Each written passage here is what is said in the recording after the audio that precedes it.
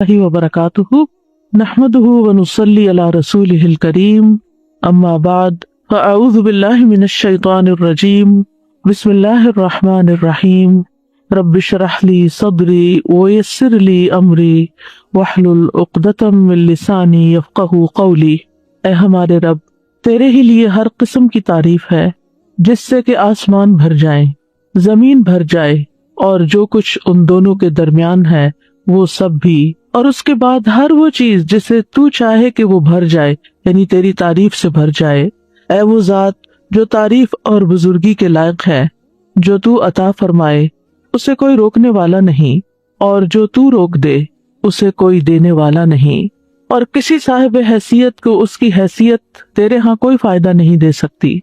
अल्लाह सुब्हानु ताला की हम्द सना के साथ दुआ का आगाज करना चाहिए। और अल्लाह सुब्हानु ताला की कितनी हम्द करे, इतनी हम्द कि जिसको न गिना जा सकता हो और न शुमार किया जा सकता हो।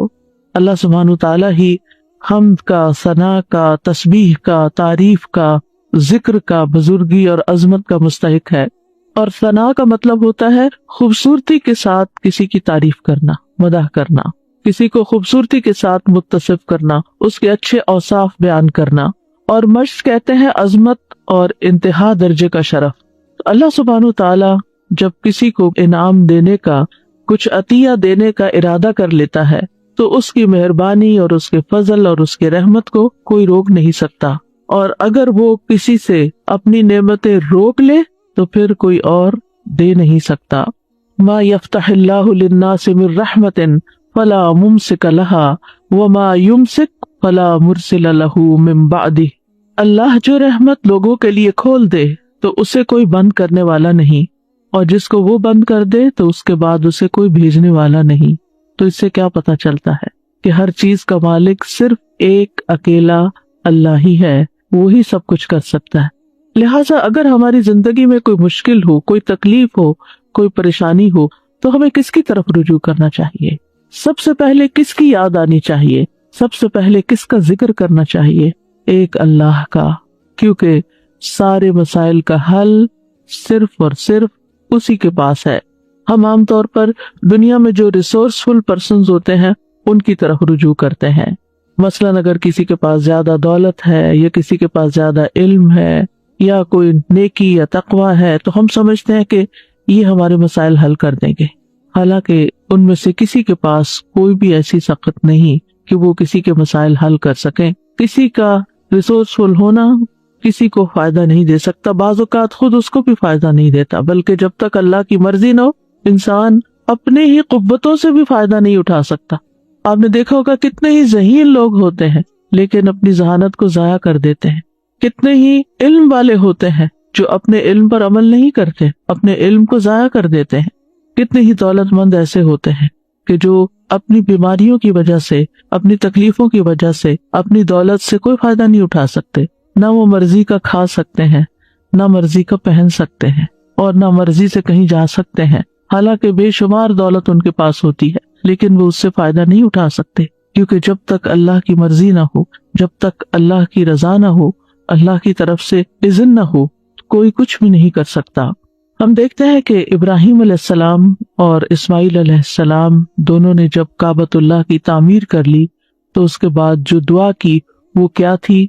ऐ हमारे रब, और हमें अपने लिए फर्मा बरदार बना, और हमारी औलाद में से भी एक उम्मत अपने लिए फर्मा बरदार बना, और हमारे इबादत के तरीके हमें दिखा, और हमारी तौबा कबूल फरमा। बेशक तू ही बहुत तौबा कबूल करने वाला, निहायत रहम करने वाला है।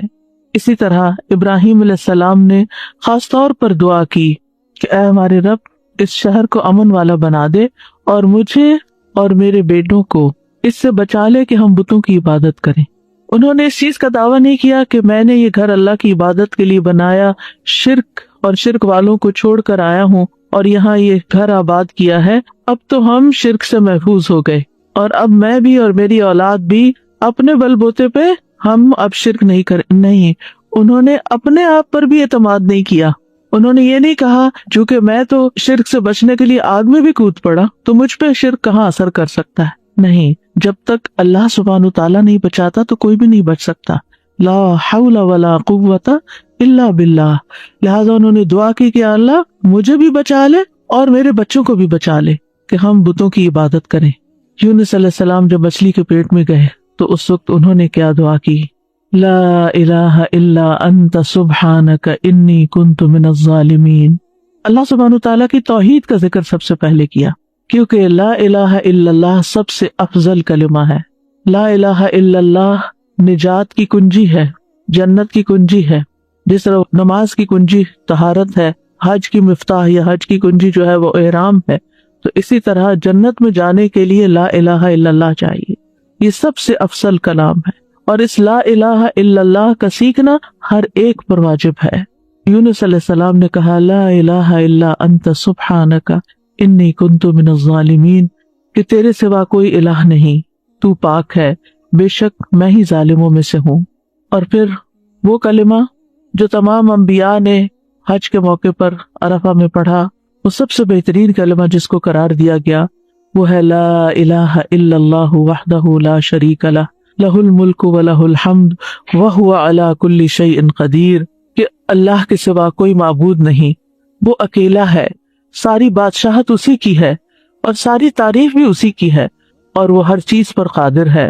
جہاں ہمیں اپنی توحید کو خالص کرنے کے لیے ان کلمات کا ذکر کرنا چاہیے، وہاں دوسری طرف کفر اور شرک اور نفاق سے بچنے کی دعائیں بھی کرنی چاہیے. اللہم انی اعوذ بک من الکفر والفقر، اللہم انی اعوذ بک من عذاب القبر، لا الہ الا انت. اے اللہ میں کفر سے اور فقر سے تیری پناہ میں آتا ہوں. اے اللہ میں عذاب قبر سے تیری پناہ میں آتا ہوں، تیرے سوا کوئی معبود نہیں. اللہ ربی لا اشرک بہ شیئا، اللہ ہی میرا رب ہے، میں اس کے ساتھ کسی چیز کو شریک نہیں کرتا. اور پھر اللہم انی اعوذ بک ان اشرک بک وانا اعلم واستغفرک لما لا اعلم. اے اللہ میں تیری پناہ میں آتا ہوں اس بات سے کہ میں جان بوجھ کر تیرے ساتھ کسی کو شریک کروں، اور جو میں نہیں جانتا ہوں اس کے لیے تجھ سے مغفرت طلب کرتا ہوں. اور اسی طرح اللہم لک اسلمت وبک آمنت وعلیک توکلت وإلیک انبت وبک خاصمت. اللہم انی اعوذ بعزتک لا الہ الا انت ان تضلنی، انت الحی الذی لا یموت والجن والانس یموتون. اے اللہ میں نے تیری فرما برداری کی، میں تجھ پر ایمان لایا، تجھ پر توکل کیا، تیری طرف رجوع کیا، تیری ہی مدد سے لڑا. اے اللہ میں تیری عزت کے ذریعے اس بات سے پناہ مانگتا ہوں کہ تو مجھے گمراہ کرے. یعنی اللہ سبحانہ تعالیٰ کی توحید کا اقرار کرتے کرتے دعا کیا مانگی کہ تو مجھے گمراہ نہ کرنا، کیونکہ ہدایت تو صرف اللہ کے ہاتھ میں ہے. تیرے سوا کوئی معبود نہیں، تو زندہ ہے جس کو کبھی موت نہیں آئے گی، اور جن و انس سب کے سب مر جائیں گے. تو یہاں پر آپ دیکھیے کہ ایک طرف ہمیں توحید خالص حاصل کرنے کی دعائیں کرنی ہیں اور اس کا اقرار کرنا ہے اور اظہار کرنا ہے. اگر آپ کو یاد ہو جو دعا کے میں نے ابتدائی لیکچرز دیے تھے تو اس میں میں نے دعا کی 3 قسمیں بتائی تھی، اور اس میں سب سے پہلی قسم دعا کی کیا تھی؟ توحید کا اقرار، لا الہ الا اللہ. یعنی لا الہ الا اللہ کا اگر آپ تکرار کر رہے ہیں، صرف اپنی توحید کا اظہار کر رہے ہیں، تو یہ سب سے بڑی دعا ہے. یہی دعا ہے کیونکہ آپ اللہ سبحانہ تعالیٰ پر ہی انحصار کر رہے ہیں، اپنا سب کچھ اسی کے سپرد کر رہے ہیں. انسان دعا کب کرتا ہے؟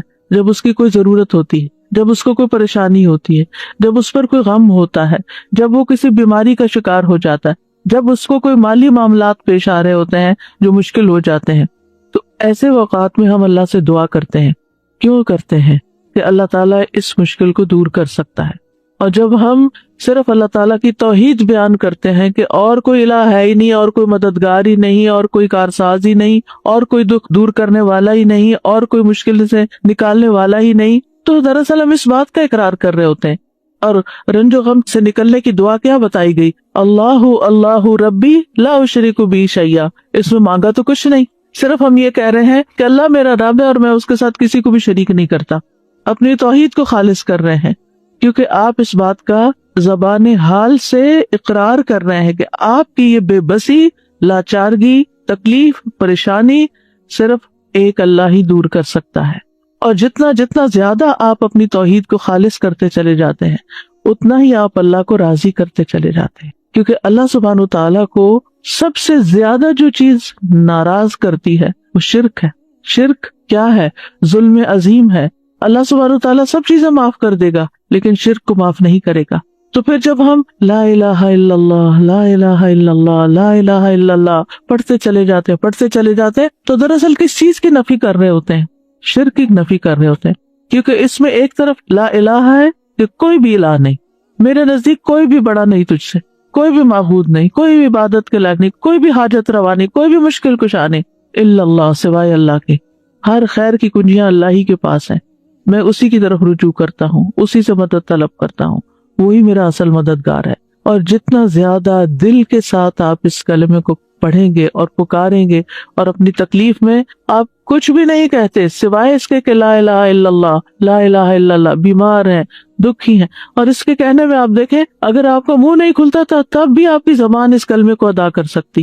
یعنی آپ کو اسے بولنے کے لیے نہ اپنے ہونٹ ہلانے پڑتے نہ اپنے حلق کو تکلیف دینی پڑ، کچھ بھی نہیں، لا الہ الا اللہ لا الہ الا اللہ.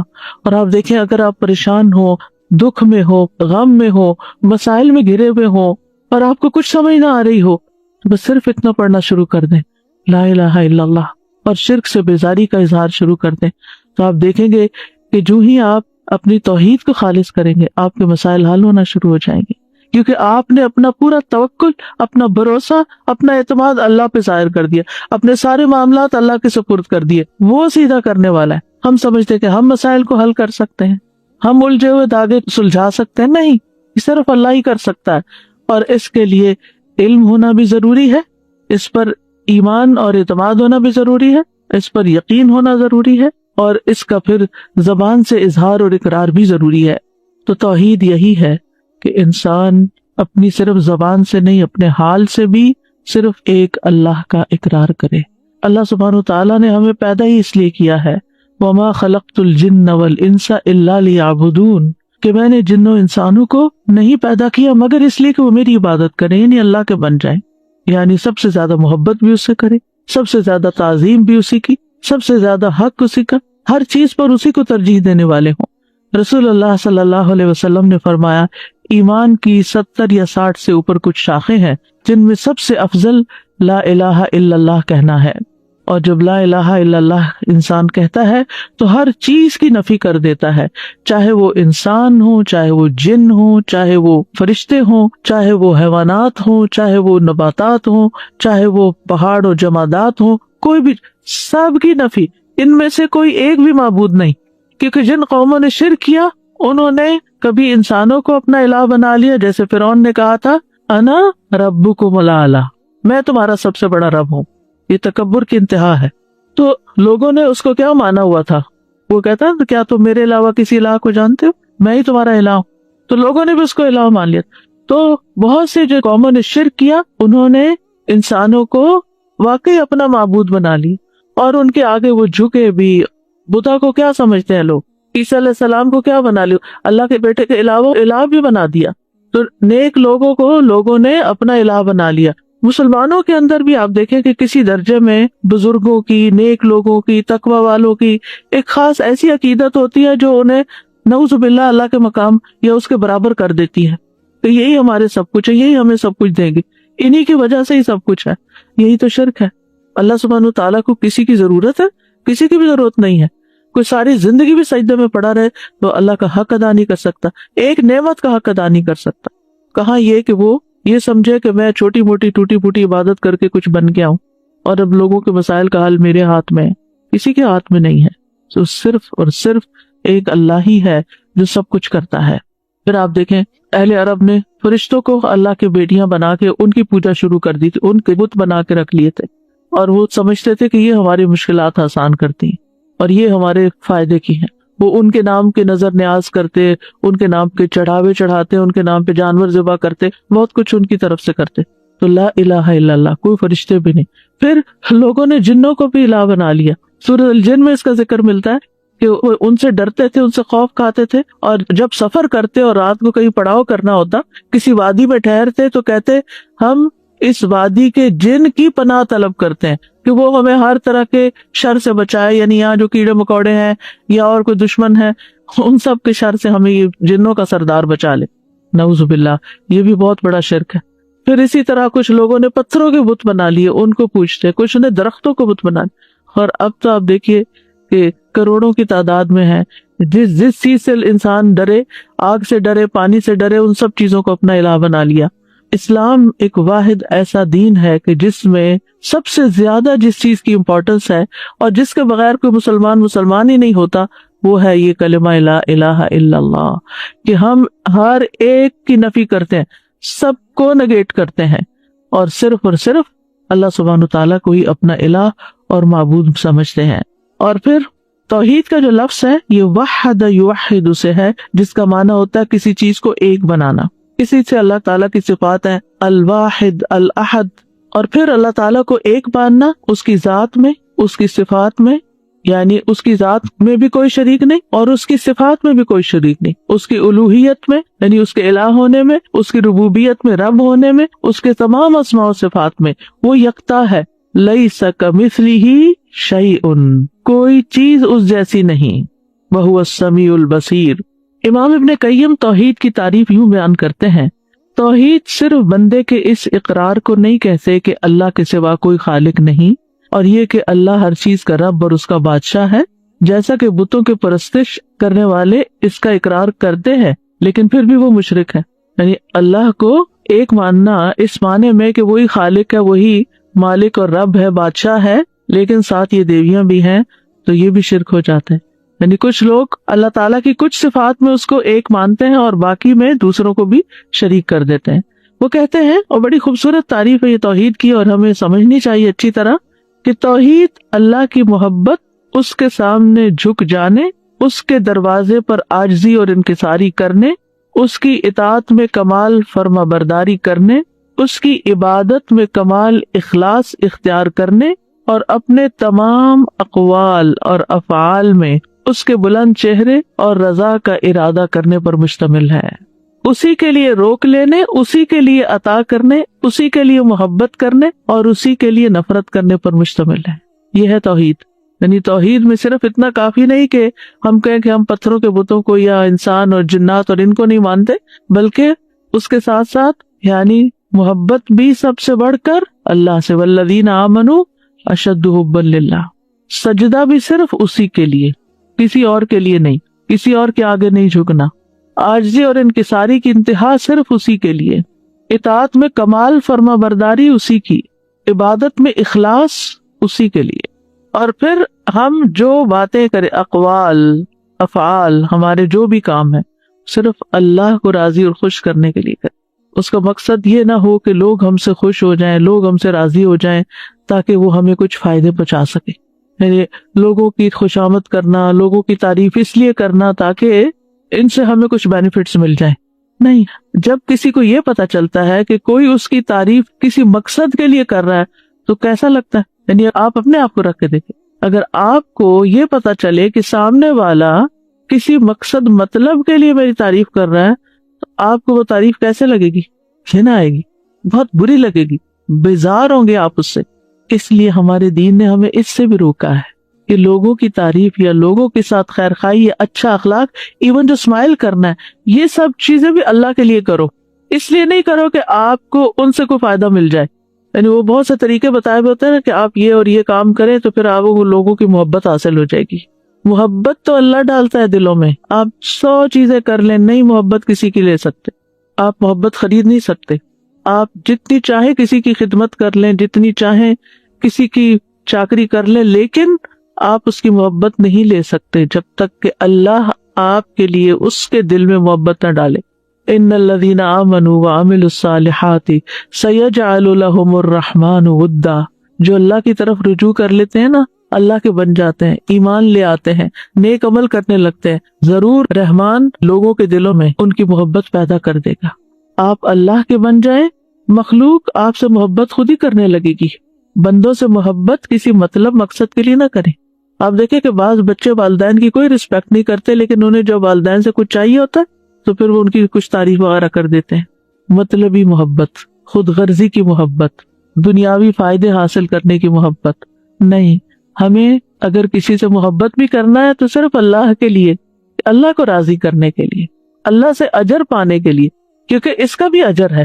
جب ہم اچھے اخلاق سے کسی سے پیش آتے ہیں، ہم کسی کی مدد کرتے ہیں، ہم کسی کی خدمت کرتے ہیں، ہم کسی کے کام آتے ہیں، اور اگر ہم اپنے دل میں یہ دہراتے ہیں یہ میں صرف اللہ کے لیے ہے، اس کا اجر میں اللہ سے چاہتا ہوں، اس کا بدلہ میں اللہ سے چاہتا ہوں، تو آپ دیکھیں گے کہ سامنے والا شکریہ کہے یا نہ کہے، آپ کو دعا دے یا نہ دے، آپ کی تعریف کرے یا نہ کرے، آپ کو بدلہ دے یا نہ دے، نہ آپ کا دل ٹوٹے گا، نہ آپ کا اطمینان اور چین خراب ہوگا، کچھ بھی نہیں ہوگا آپ کو۔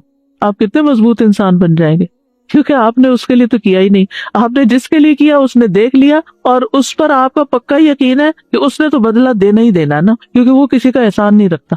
یعنی ہماری نماز، ان صلاتی و نسکی و محیای و مماتی للہ رب العالمین، پہلی دو باتیں تو سمجھ آتی ہیں، بھی نماز اللہ کے لیے، بھی سجدہ اللہ کے لیے کرو، قبلے کی طرف رخ کرو، اللہ کا ذکر کرو، قربانی کرتے ہوئے بھی اللہ کا نام لو، یہ تو بات سمجھ میں آتی ہے۔ لیکن محیای و مماتی، میری زندگی اور موت اللہ کے لیے، جی پیدائش سے لے کر موت تک کے جتنے بھی کام کر رہے ہو نا، وہ بھی اللہ کے لیے، وہ بھی اللہ کو خوش کرنے کے لیے۔ بندوں کے پیچھے بھاگنا چھوڑ دو، اللہ کو خوش کرو، اللہ کو راضی کرو، یہی توحید ہے۔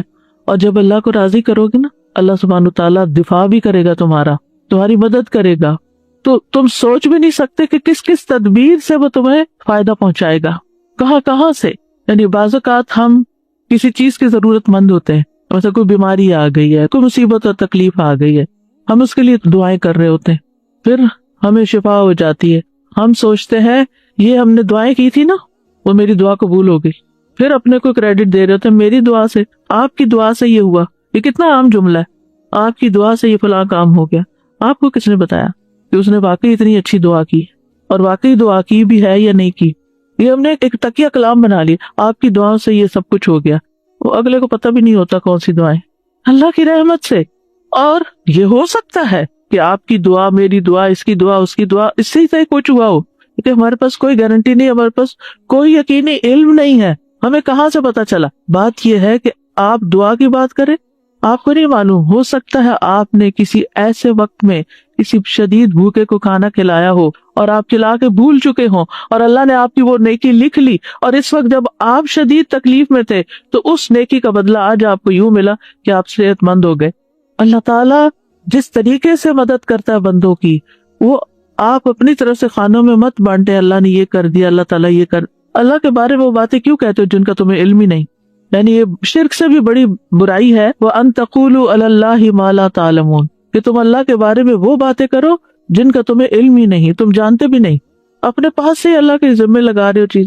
اللہ تعالیٰ سے اسے ظن رکھنا چاہیے، لیکن ہماری ساری زندگی میں توحید ہونی چاہیے، یعنی ہم چاہے نماز پڑھیں، چاہے روزہ رکھیں، اللہ تعالیٰ اسی لیے تو اس کی جزا خود دے گا کہ روزہ اللہ کے لیے ہوتا ہے، یعنی صرف اللہ ہی جانتا کہ ہم نے روزہ رکھا یا نہیں، تو وہی اس کی جزا دے گا۔ اسی طرح وَأَتِمُّ الْحَجَّ وَالْعُمْرَةَ لِلَّهِ، حج اور عمرہ بھی صرف اللہ کے لیے کرو، اور باقی محیایا و مماتی میں سب کچھ کور ہو جاتا ہے، بندوں کی خدمت، بندوں کے ساتھ حسن سلوک، ان کے برے رویے کے باوجود ان کے ساتھ احسان کا معاملہ کرنا، یہ آپ ایسے تھوڑی کر سکتے ہیں۔ کتنے ہی لوگ ہیں جو کسی کو معاف نہیں کر سکتے، اللہ اکبر، ایسے سنگ دل ہوتے ہیں۔ ٹھیک ہے، لوگوں کی بڑی بڑی زیادتیاں ہوتی ہیں، لیکن اسوہ حسنہ کیا کہتا ہے، نبی صلی اللہ علیہ وسلم کی سنت کیا کہتی ہے؟ اگر وہ لوگوں کو معاف نہ کرتے تو کیا ایسے دین پھیلتا؟ انہوں نے معاف کیا، کس کے لیے؟ اللہ کے۔ صبر کیا، کس کے لیے؟ وَلِرَبِّكَ فَاصْبِرْ۔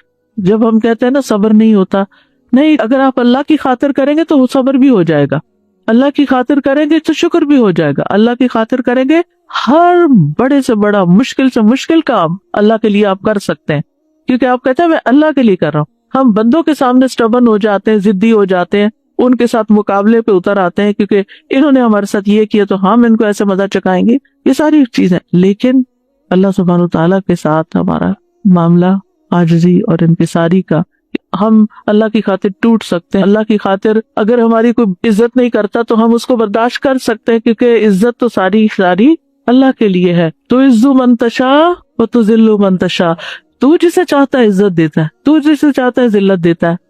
بیدک الخیر انک علی کل شیء قدیر۔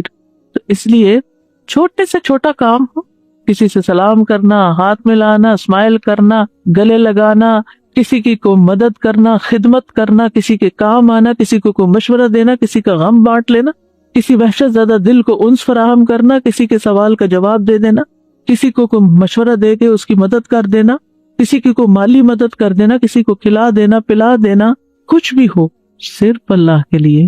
محیایا و مماتی، شروع سے لے کے آخر صرف اللہ کے لیے. انما نطعمکم لوجہ اللہ لا نرید منکم جزاء ولا شکورا. ہمیں آپ سے بدلہ بھی نہیں چاہیے اس کے عوض، اور شکریہ بھی نہیں چاہیے. بات ہی ختم ہو گئی، کتنے جھنجٹ ختم ہو گئے. کیونکہ ہم اسی ششو پن میں پڑے رہتے ہیں، فلاں نے ہمارے ساتھ یہ احسان کیا تو اب ہمیں کیا کر. لوگ احسان کو بھی ایک بوجھ لے کے بیٹھ جاتے ہیں، اور زندگی میں لوگوں کو ہی پلیز کرتے کرتے زندگی بیت جاتی. اگر ہر شخص کے اندر یہ توحید آ جائے، یہ اخلاص آ جائے کہ جو کرنا ہے اللہ کے لیے کرنا ہے، اور اس کا صلہ اور اس کا بدلہ اور اس کا اجر اللہ سے توقع رکھنی ہے، تو آپ جب اللہ کے لیے سب کچھ کریں گے تو آپ کے نیک اعمال میں تیزی آ جائے گی، کیونکہ آپ بہت سارے بوجھ سے نکل جائیں گے. اللہ تعالیٰ سے کنیکشن ہو جائے گا. آپ کو پرواہ نہیں رہے گی لوگوں کی کہ لوگ آپ سے خوش ہیں یا ناراض ہیں. آپ نہیں ناراض کریں گے ان کو، لیکن اگر آپ کے احسان کے باوجود وہ ماننے کو نہیں تیار، معاملہ اللہ پہ چھوڑ دینا. اچھا، بعض اوقات یہ ہوتا ہے ہم سمجھتے ہیں اس کا معاملہ میرے ساتھ ہے، یہ میری وجہ سے ایسے ہو رہا ہے، میری کوئی غلطی ہے تو اس کا موڈ آف ہے، یا یہ میری وجہ سے یہ سب خرابی کر رہا ہے. آپ کو نہیں پتا اللہ نے اس کو کسی اور طرح سزا دی ہوئی ہے کہ وہ اپنے ٹارچر سے نہیں نکل پاتا، کہ کسی کو معاف نہیں کر سکتا، یا نارمل انسان کی طرح زندگی نہیں بسر کر سکتا. وہ پتہ نہیں اپنے کس گناہ میں پکڑا ہوا ہے، اور آپ سارا کچھ اپنے اوپر لیے رہ رہے ہیں. آپ کیوں اپنے اوپر لے رہے ہیں سارا بوجھ؟ آپ اللہ کی طرف رجوع کریں، اللہ کی طرف منہ پھیر لیں، اس کی طرف توجہ کر لیں، اور لوگوں کو سمجھانے کے بعد ان کے حال پر چھوڑ دیں. وہ جانے اور ان کا رب جانے وہ کیا کرتے ہیں اور کیا نہیں. آپ رسپانسیبل نہیں. اگر آپ نے کسی کا دل نہیں دکھایا، آپ نے کسی کے ساتھ ظلم اور زیادتی نہیں کی، آپ نے اپنے فرائض پورے کر دیے، آپ نے اپنی ذمہ داریاں نبھا دی، پھر اس کے بعد کوئی اس کو ایکنالج کرتا ہے یا نہیں، ایکسپٹ کرتا ہے یا نہیں، اس کی پرواہ نہیں ہونی چاہیے. اس سے اوپر اٹھ جانا چاہیے. جتنا اس سے باہر نکلیں گے نا، اتنی توحید خالص ہوگی. توحید جو ہے یہ غموں سے نجات دلانے والی ہے، مشکلات سے بچانے والی ہے. تو توحید کا مطلب یہ نہیں کہ اللہ کو صرف خالق و مالک سمجھ کر بس چھوڑ دیا جائے، وہ خالق ہے وہ مالک نہیں. زندگی کے ہر لمحے میں اللہ کے ساتھ تعلق، ہر چیز اللہ کے لیے، ساری فرما برداری اسی کی، ہر قول ہر فعل اس کی رضا کی خاطر، اسی کے لیے روک لینا، کیونکہ بعض اوقات روکنا بھی پڑتا ہے کسی چیز کو، اور اسی کے لیے دینا کسی کو، اسی کے لیے محبت اور اسی کے لیے نفرت.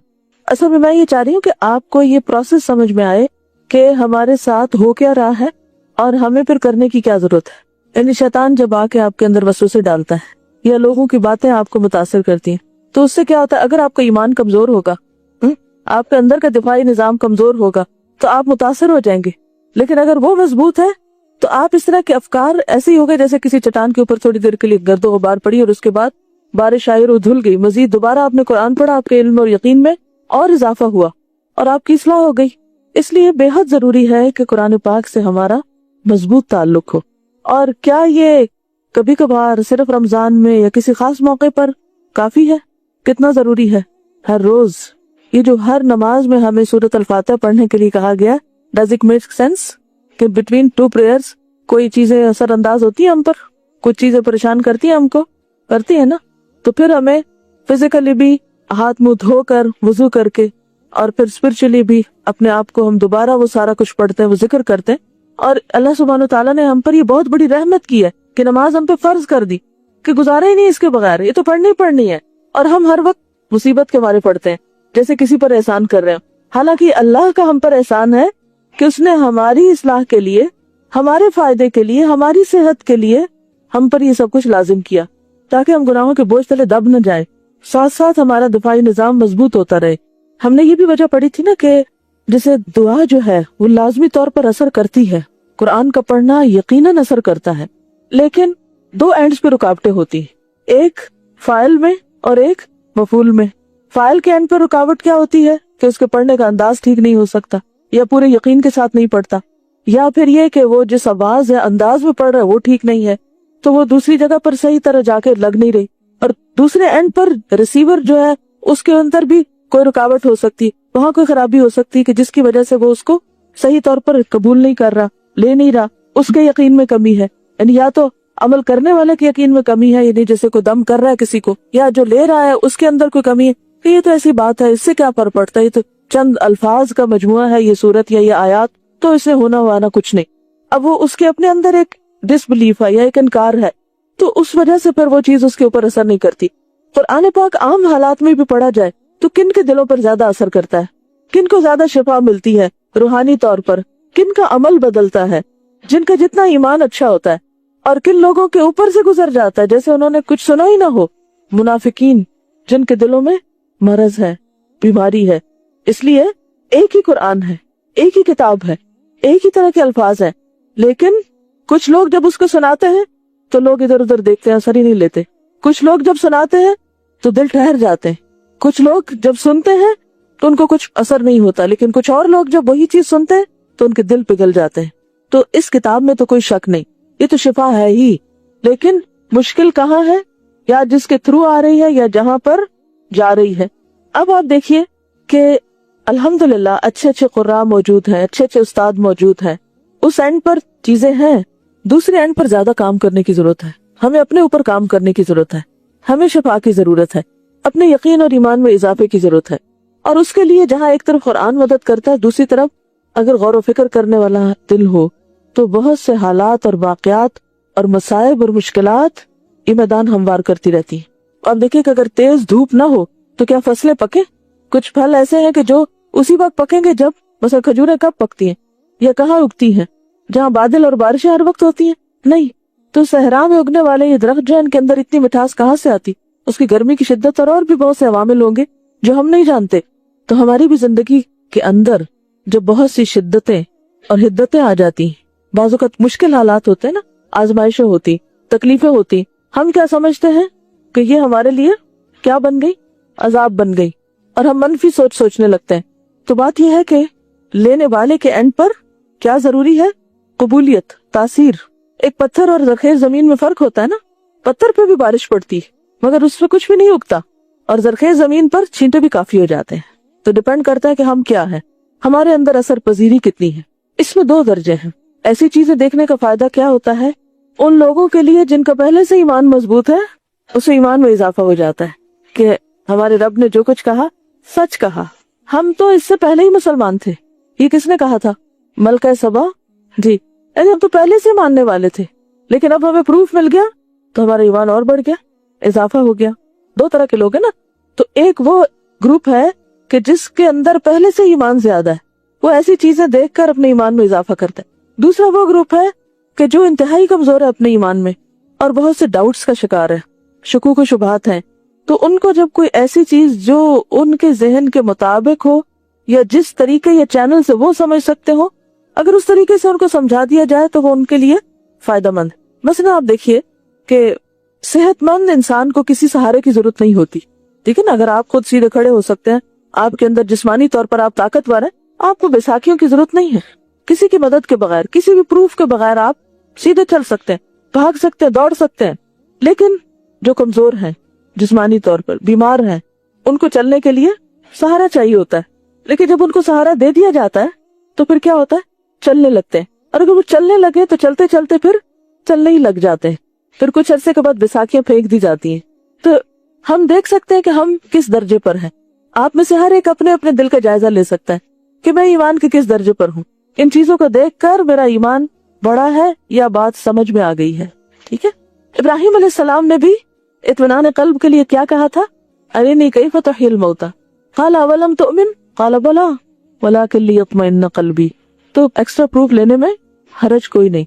ईमान तो है लेकिन लेवल और बढ़ जाता है।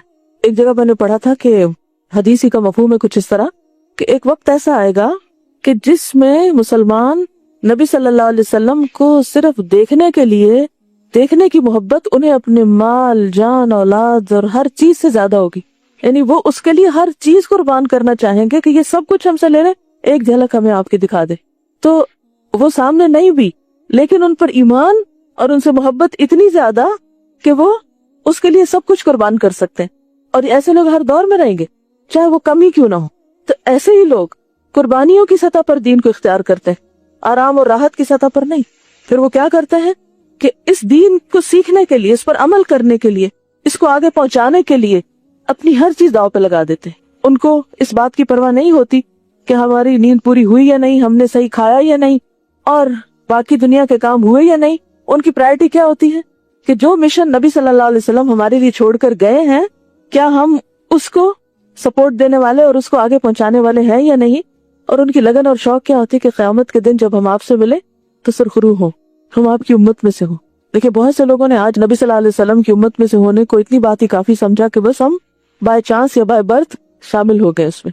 تو ایک چیز جس کا ہمیشہ خیال رکھیے اگر آپ زندگی میں کچھ کرنا چاہتے ہیں, کسی ڈاؤٹ کو اپنے قریب نہ آنے دیں, کسی چیز کی کمی کو اپنے اوپر حاوی نہ ہونے دیں کہ مجھے زندگی میں یہ نہیں ملا, اگر یہ مل جاتا تو میں تو پتہ نہیں کیا بلا ہوتا. نہیں, آپ کا کیا خیال ہے اگر ہم نبی صلی اللہ علیہ وسلم کے زمانے میں ہوتے اور اسوہ حسنہ ہمارے آنکھوں کے سامنے بھی موجود ہوتا تو کس بات کی گارنٹی تھی کہ ہم پھر بھی وہ سب کچھ کرتے جو ہمیں کرنا چاہیے تھا. اس زمانے کے عبداللہ بن ابی جیسے لوگ نہیں تھے جن کے سامنے پروف تھا لیکن توفیق نہیں ہوئی کیونکہ دل بھی مارتے. تو فکر ہمیں اپنی ہی ذات کی کرنی چاہیے. پھر بھی جہاں سمجھے کہ کوئی شک آ گیا, جہاں سمجھے کہ کوئی چیز رکاوٹ بننے لگی, تو بس اس رکاوٹ کو حل نہیں ہونے دینا. آپ دیکھیے کہ جو بہتا پانی ہوتا ہے نا, اگر اس کے آگے پتھر آ جاتا ہے تو وہ اور زیادہ تیزی کے ساتھ دو حصوں میں بٹ کر دو راستے نکال کر آگے نکل جاتا ہے, کبھی رکتا نہیں ہے. اگر اس کے آگے دیوار کھڑی کر دی جائے تو کیا کرتا ہے, اٹھتے اٹھتے اٹھتے اٹھتے دیوار کو بھی پار کر جاتا ہے, باہر نکل آتا ہے اس سے. یعنی کہ نہ سامنے کی مکمل چاروں طرف کی باؤنڈریز اس کو نقصان دیتی اور نہ یک طرفہ کوئی رکاوٹ اس کے آگے کوئی مشکل کھڑی کرتی. اصل بات یہ ہے کہ آپ کی نیت سچی ہونی چاہیے کہ یہ تو کر کے ہی چھوڑنا ہے. کبھی آپ غور کیجئے کہ سب کچھ پتا ہونے کے باوجود کیا چیز روکتی ہے, کیا چیز روکتی ہے ہمیں اپنے گولز کو اچیو کرنے میں. مسئلے آتے ہیں, کبھی دنیا کی خواہشیں, کبھی حقیر مفادات, کبھی صرف سستی. منافقین کی ایک بہت بڑی خرابی کیا تھی؟ سستی. ہم میں سے کتنے ہی لوگ کتنے کاموں میں سستی کرتے ہیں اور کبھی ہمیں خیال آیا کہ یہ کوئی خرابی کی بھی بات ہو سکتی. کبھی ہم نے توبہ استغفار کی اپنی سستی پہ. سوچیے اس بات پہ, ہم نے کبھی سستی کو مرض سمجھا ہی نہیں. ہر کام میں تاخیر, ہر چیز میں تاخیر, ہر کام کل کر لیں گے, پرسوں کر لیں گے, پھر کر لیں گے, ہو ہی جائے گا. اچھا اگر ہم نے ڈائگنوز کر لی کہ ہمارا مرض ہے, کبھی ہم نے سوچا کہ اب کیا کریں؟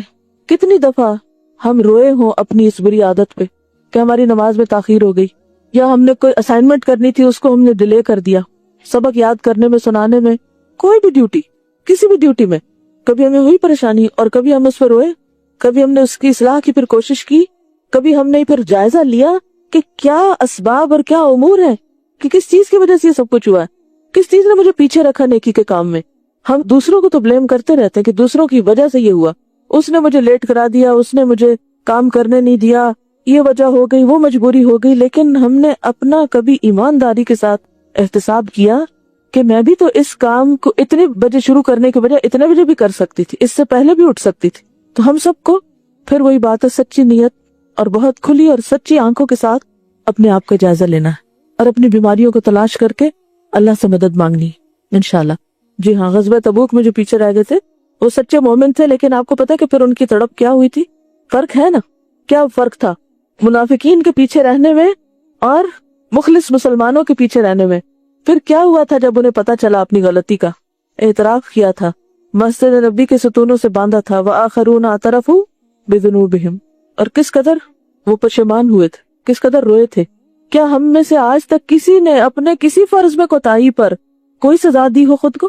ہم تو فوراً کہتے ہیں اللہ غفور رحیم ہے, اللہ کو تو پتہ ہی ہم نے جان بوجھ کے تھوڑی کیا, بس ہو گیا نا, انسان ہے, کمزور ہے, اوروں سے بھی تو ہو جاتا ہے. کسی اور کو یاد کر لیتے, وہ جو فلاں فلاں ہے وہ اتنا بڑا نیک بنتا پھرتا ہے, وہ بھی تو ایسے کر لیتا ہے, کیا وہ اگر مجھ سے ہو گیا, میں تو اتنی نیک بھی نہیں ہوں, بس کام ختم. یہ سورۃ توبہ بہت بڑا معیار دیتی ہے ہمیں. چلیے ہم ایک چیپٹر تھوڑا سا ہی ہے, اس کو پڑھ لیتے ہیں. بسم اللہ الرحمن الرحیم. فصل اول, دعا ایک نافع ترین دوا. صفحہ نمبر 33. نافع ترین, سب سے زیادہ فائدہ دینے والی. کیا ہمارا ایمان اور یقین ہے اس پر کہ دعا سب سے زیادہ فائدہ دیتی ہے دواؤں میں سے؟ جتنے بھی ہم سولوشن لائیں, جتنے بھی ہم چیزیں رکھیں کسی بھی مسئلے کو حل کرنے کے لیے, جتنے بھی ہم پروگرام بنائیں, ان میں سب سے زیادہ فائدہ دعا سے ہوتا ہے. دعا ایک نافع ترین دوا اور بلا اور مصیبت کا مد مقابل ہے. یہ بلا و مصیبت کی مدافعت کرتی ہے, یعنی ڈیفینڈ کرتی ہے اس سے. نہ صرف یہ کہ مصیبت آنے پر فائدہ ہوتا ہے, بلکہ اس سے پہلے ہی, یعنی ڈیفینسو میکانزم ہے اس کا. اور اس کی دوا, یعنی کس کی دوا؟ مصیبت کی دوا اور علاج کا کام دیتی ہے. ہر بلا و مصیبت کو آنے سے روکتی ہے اور اسے دور کرتی ہے. बला व मुसीबत अगर उतर चुकी हो तो उसे पस्त और हल्का कर देती है। ये मोमिन का एक जबरदस्त हरबा और हथियार है। हजरत अली रज़ी अल्लाह अन्हु से मरवी है कि रसूलुल्लाह सल्लल्लाहु अलैहि वसल्लम ने फरमाया, अद्दुआ सिलाहुल मुमिन व इमादुद्दीन व नूरुस समावाति वल अर्द। अल मुस्तदरक किताब दुआ।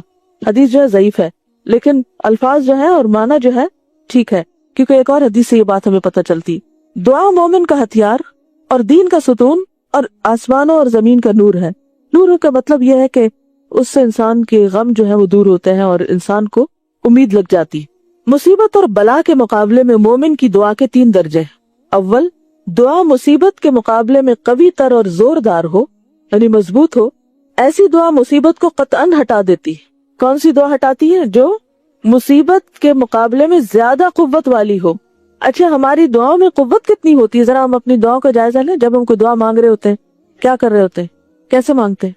हाँ, जल्दी जल्दी रटे रटाए जुमले और मीनिंग ही नहीं आते। बिल्कुल ऐसे वजीफे जिनका पता ही नहीं पढ़ क्या रहे हैं, गौर ही नहीं करते, दिल से नहीं मांगते, ये भी नहीं सोचते किससे मांग रहे हैं और वो कितनी कुदरत और ताकत रखता है। बेयकीनी, बेउम्मीदी किसी कैफियत, यानी हमारी दरअसल दुआएं ही कमजोर होती हैं। दोम, दुआ मुसीबत के मुकाबले में कमजोर हो। इस सूरत में मुसीबत कवी हो जाती है और बंदे को यह मुसीबत खामखा बर्दाश्त करना पड़ती है। ताहम यह अमर लाजमी है कि दुआ चाहे कमजोर ही क्यों न हो, मुसीबत को कुछ न कुछ हल्का जरूर कर देती, यानी फिर भी फायदा होता है, लेकिन पहले से कम। सोम, दुआ और मुसीबत बराबर दर्जे की हैं और ये दोनों आपस में मुकावमत और मुकाबला करती है। मुकावमत भी एक दूसरे के सामने खड़ी हो जाती क़याम से। जैसा कि हज़रत आयशा से मरवी है कि रसूलुल्लाह सल्लल्लाहु अलैहि वसल्लम ने फरमाया, ला युगनी हज़रुन मिन क़द्रिन, ला युगनी हज़रुन मिन क़द्रिन वद्दुआ यनफ़उ मिम्मा नज़ल व मिम्मा लम यंज़िल व इन्नल बलाअ लयंज़िलु फ़यल्क़ाहु अद्दुआ फ़यअतलिजान इला यौमिल क़ियामा। अल मुस्तदरक किताब दुआ। तकदीर से बचना मुमकिन नहीं और दुआ आई हुई मुसीबत में और जो अब तक नहीं आई उसमें भी नफा देती, और मुसीबत जब उतरती है तो दुआ उसका मुकाबला करती रहती। रोज़े क़यामत तक दुआ और मुसीबत आपस में जंग करती रहती। और इसी मुस्तदरक हाकिम में हजरत इब्ने उमर से मरवी है कि रसूलुल्लाह सल्लल्लाहु अलैहि वसल्लम ने इरशाद फरमाया, अद्दुआ यनफ़उ मिम्मा नज़ल व मिम्मा लम यंज़िल फ़अलैकुम इबादुल्लाहि बिद्दुआ। अल मुस्तदरक किताब दुआ। दुआ आई हुई मुसीबत और आइंदा आने वाली मुसीबत में नफा देती है, बस है अल्लाह के बंदो तुम दुआ को लाजिम पकड़ो। पिछली हदीस जो है वो ज़ईफ है, लेकिन ये हदीस सही है। बात एक ही है, लेकिन उसमें जो एडिशन है ना कि क़यामत तक जंग करती रहती है, शायद इसकी वजह से इसमें ज़ोफ है, सनद ज़ईफ है इसकी। लेकिन दूसरी सनद जो है कि दुआ आई हुई मुसीबत और आइंदा आने वाली मुसीबत में नफा देती। तो इससे क्या पता चलता है कि 2 तरह की दुआएं करनी चाहिए। एक वो दुआएं जो उतरी हुई मुसीबतों के मुकाबले में हो, ठीक है। मसला आप बीमार है तो आप दुआ करें, या आपको औलाद की कोई परेशानी है, या और इसी तरह कोई जिंदगी में मसाइल दरपेश है ऑलरेडी, तो उसके लिए आप दुआएं करें। और दूसरी प्रिवेंटिव, बिल्कुल ऐसे ही जैसे आप दवा खाते हैं तो क्या होता है, एक दवा वो होती है जो क्योर करती है और दूसरी प्रिवेंटिव, एहतियाती तदाबीर करते हैं ना आप, वो खास इंजेक्शन भी लगते हैं, क्या बोलते हैं उनको, हिफाजती टीके। तो इसी तरह दुआ भी बाज़ औक़ात जो बीमारी आ चुकी उसके लिए, और सिर्फ उसी के लिए नहीं, उसकी तरफ से हमारी बहुत तवज्जो होती है, रोना धोना जारी रहता है, लेकिन एक दिन अच्छा गुजरे तो हम समझते हैं बस अब तो सब कुछ ही ठीक हो गया। ऐसे ही होता है ना, फिर हम गाफिल होने लगते हैं, फिर भूलने लगते हैं और दुआ मांगना छोड़ देते हैं। बस हो गई मुसीबत दूर, ठीक है ना, अब और क्या करना। ये नहीं सोचते कि कल के दिन फिर कोई और बला आ सकती है। क्या हर 2 दिन मुख्तलिफ नहीं होते?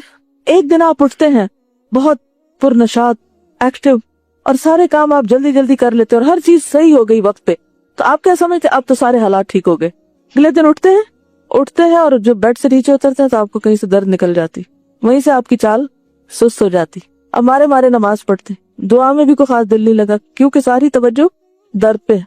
फिर थोड़े और अंदेशे सताने लगते हैं, अच्छा स्कूल जाऊं या ना जाऊं, फिर जाके दोबारा बेड में लेट जाते हैं, ये अपनी जस्टिफिकेशन देके हम बीमार हैं। सब धरे के धरे रह गए काम। तो हमें सिर्फ उतरी हुई मुसीबतों के लिए नहीं, आने वाले दिनों के लिए भी दुआएं करनी, हिफाजती दुआएं भी करनी है, क्योंकि उसके लिए भी फायदा देती। बस ए अल्लाह के बंदो तुम दुआ को लाजिम पकड़ो, यानी किसी हाल में भी दुआएं छोड़नी नहीं, चाहे अच्छे दिन है या नहीं।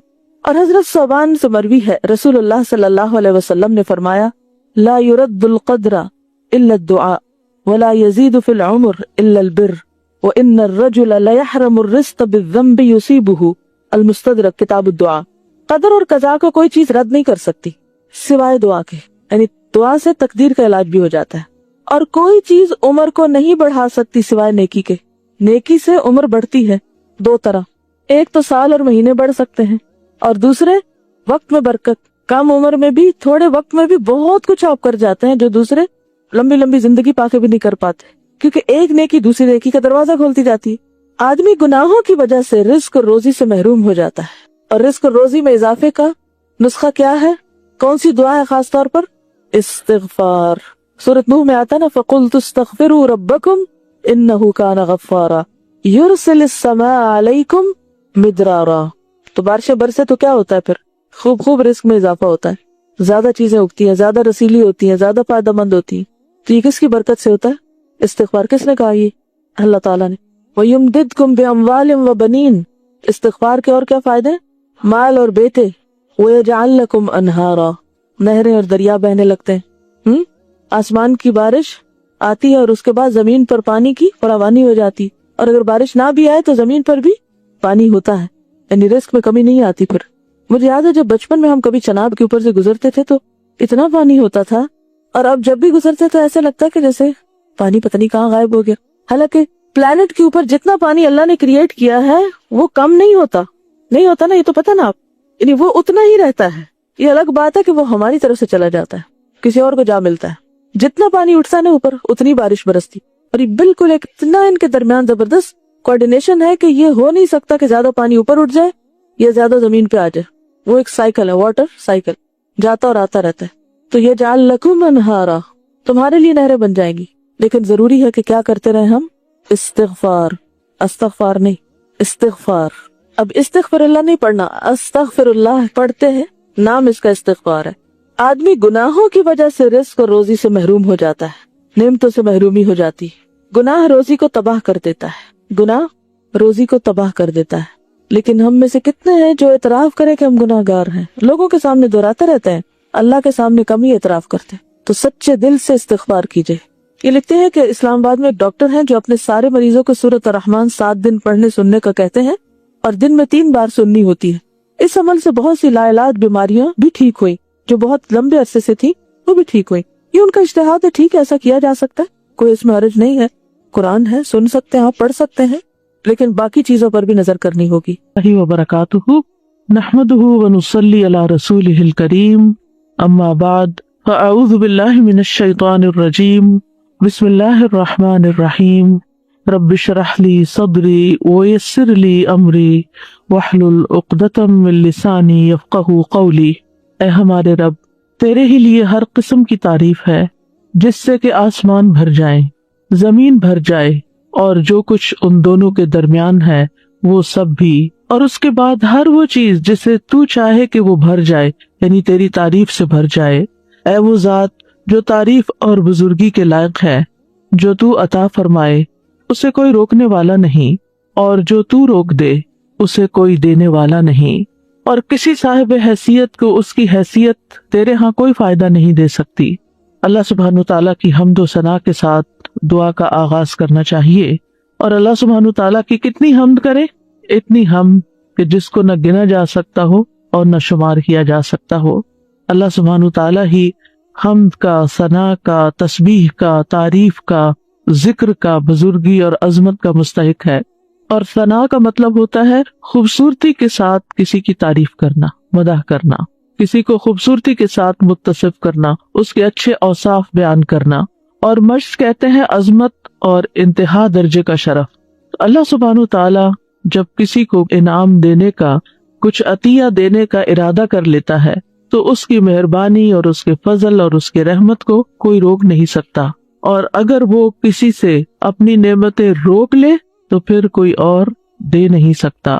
ما یفتح اللہ للناس من رحمت فلا ممسک لها وما یمسک فلا مرسل له من بعدہ۔ اللہ جو رحمت لوگوں کے لیے کھول دے تو اسے کوئی بند کرنے والا نہیں، اور جس کو وہ بند کر دے تو اس کے بعد اسے کوئی بھیجنے والا نہیں۔ تو اس سے کیا پتہ چلتا ہے کہ ہر چیز کا مالک صرف ایک اکیلا اللہ ہی ہے، وہی سب کچھ کر سکتا ہے۔ لہٰذا اگر ہماری زندگی میں کوئی مشکل ہو، کوئی تکلیف ہو، کوئی پریشانی ہو، تو ہمیں کس کی طرف رجوع کرنا چاہیے؟ سب سے پہلے کس کی یاد آنی چاہیے؟ سب سے پہلے کس کا ذکر کرنا چاہیے؟ ایک اللہ کا، کیونکہ سارے مسائل کا حل صرف اور صرف اسی کے پاس ہے۔ ہم عام طور پر دنیا میں جو ریسورسفل پرسنز ہوتے ہیں ان کی طرف رجوع کرتے ہیں۔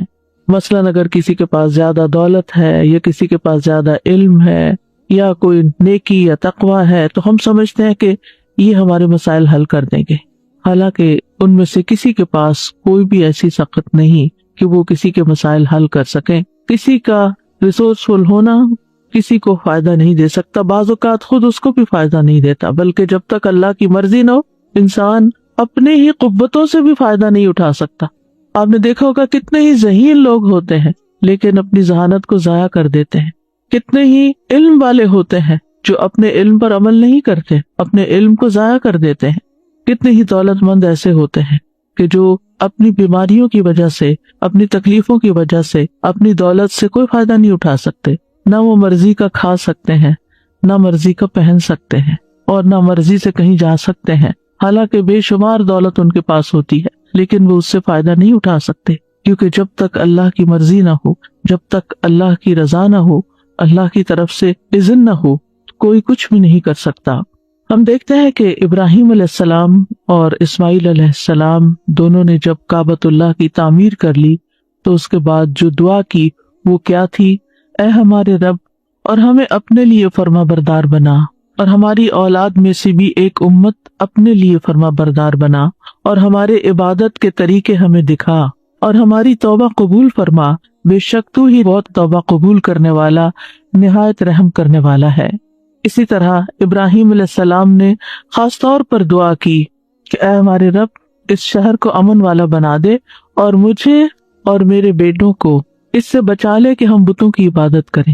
انہوں نے اس چیز کا دعویٰ نہیں کیا کہ میں نے یہ گھر اللہ کی عبادت کے لیے بنایا، شرک اور شرک والوں کو چھوڑ کر آیا ہوں اور یہاں یہ گھر آباد کیا ہے، اب تو ہم شرک سے محفوظ ہو گئے اور اب میں بھی اور میری اولاد بھی اپنے بل بوتے پہ ہم اب شرک نہیں کریں۔ نہیں، انہوں نے اپنے آپ پر بھی اعتماد نہیں کیا۔ انہوں نے یہ نہیں کہا چونکہ میں تو شرک سے بچنے کے لیے آگ میں بھی کود پڑا تو مجھ پہ شرک کہاں اثر کر سکتا ہے۔ نہیں، جب تک اللہ سبحانہ تعالیٰ نہیں بچاتا تو کوئی بھی نہیں بچ سکتا۔ لا حول ولا قوت الا باللہ۔ لہذا انہوں نے دعا کی کہ اللہ مجھے بھی بچا لے اور میرے بچوں کو بھی بچا لے کہ ہم بتوں کی عبادت کریں۔ یونس علیہ السلام جب مچھلی کے پیٹ میں گئے تو اس وقت انہوں نے کیا دعا کی؟ لا الہ الا انت سبحانک انی کنت من الظالمین۔ اللہ سبحانہ تعالیٰ کی توحید کا ذکر سب سے پہلے کیا، کیونکہ لا الہ الا اللہ سب سے افضل کلمہ ہے۔ لا الہ الا اللہ نجات کی کنجی ہے، جنت کی کنجی ہے۔ جس طرح نماز کی کنجی طہارت ہے، حج کی مفتاح یا حج کی کنجی جو ہے وہ احرام ہے، تو اسی طرح جنت میں جانے کے لیے لا الہ الا اللہ چاہیے۔ یہ سب سے افضل کلام ہے اور اس لا الہ الا اللہ کا سیکھنا ہر ایک پر واجب ہے۔ یونس علیہ السلام نے کہا لا الہ الا انت سبحانک انی کنت من الظالمین، کہ تیرے سوا کوئی الہ نہیں، تو پاک ہے، بے شک میں ہی ظالموں میں سے ہوں۔